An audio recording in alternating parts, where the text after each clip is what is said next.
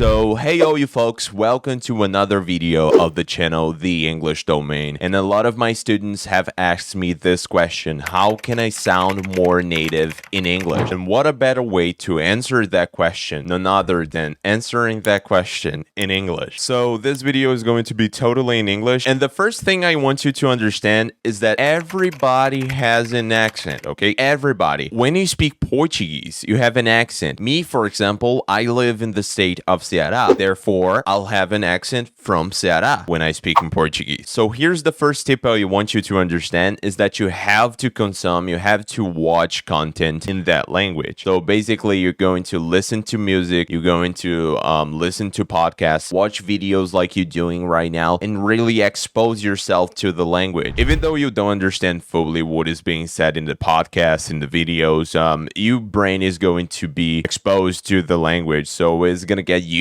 to the language. Our brains really work like that. So me, for example, I am doing that with the Russian language. So like yesterday, I was listening to some news. I was watching some news on the TV. You can go on YouTube and type, news of America, American news, something like this, and then you're going to see the American news as a native speaker usually sees. And that's the thing. You're going to expose your Brazilian brain to the American news. So you're going to listen to the words they speak. You're going to see a certain pattern. Italians, for example, you see that they speak in a certain rhythm of the language. Ah, Madonna, ma non capisco questo, ho parlato di qualcosa, quest'oggi. You see that there's some variations, of the rhythm. You see the rhythm of the language going on at real time. So try to expose yourself to that. Although you don't understand everything, your brain is going to make connections and it's going to get used to the rhythm of the language, to the cadence of the language. And every day that goes by, you're less frightened to expose yourself to the language. And therefore, you're going to speak with native speakers with more confidence. And here's the tip number 2 that I want you to understand, and this is the most important one. You have to want to speak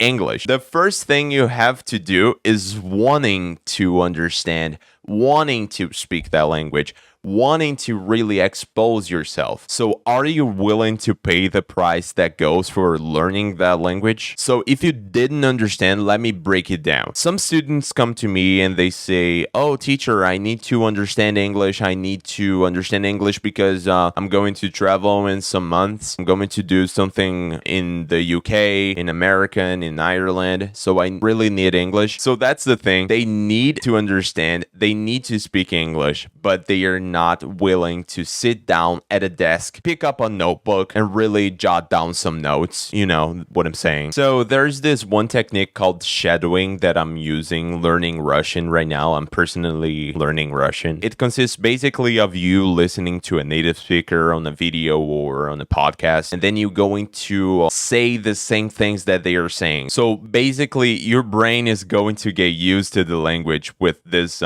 technique. And there's this thing in the brain called neuroplasticity. That's the reason why kids, they understand and they learn things faster, is because their brain is really plastic. Like their brain is really with a lot of activities going on, and they are learning to walk, they are learning to talk, they are learning to speak, they are learning body language, they are learning physical notions. So basically they are learning a lot of things at the same time. This is the best time to make a human being understand and learn a new language. Oh yeah, and I forgot to tell you about this. You are a kid in English. That's one thing that I always tell my students, is that they are kids in English. It's basically because you cannot express yourself. Like if you get lost. Me, for example, if I get lost in Russia, in Moscow, I do not know how to communicate there. So basically I'm a kid. So try to watch things for kids and try to do the shadowing too, like in the beginning. Like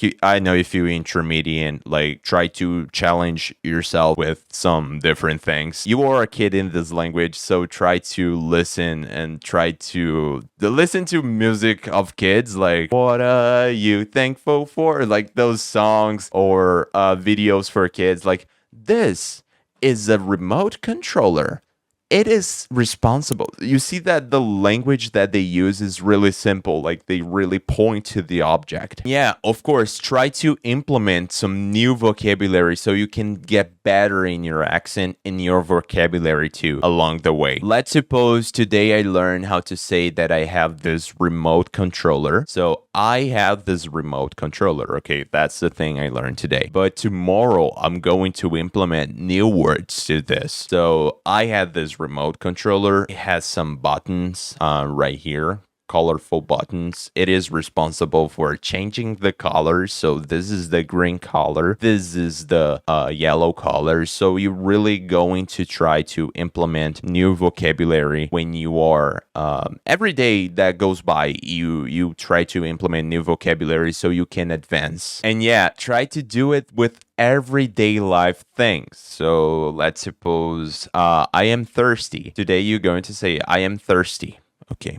Tomorrow you're going to say, hey gentlemen, I am thirsty. Could you please give me some water? You see what's going on here? The vocabulary is growing in my brain. I'm basically conditioning my brain saying, oh, look at this. This is an important thing, so you must learn it. This video was more of a talk, like I was conversating with you guys more than anything. But if you are here until now, consider subscribing and giving a thumbs up right there. Commenting something that really is going to help me out with the algorithm, you know. And don't remember to check out the link on the description that there is my Instagram if you want to have some private classes or just have a talk with me. I think that's it for today. I think you had a little bit of a practice per se.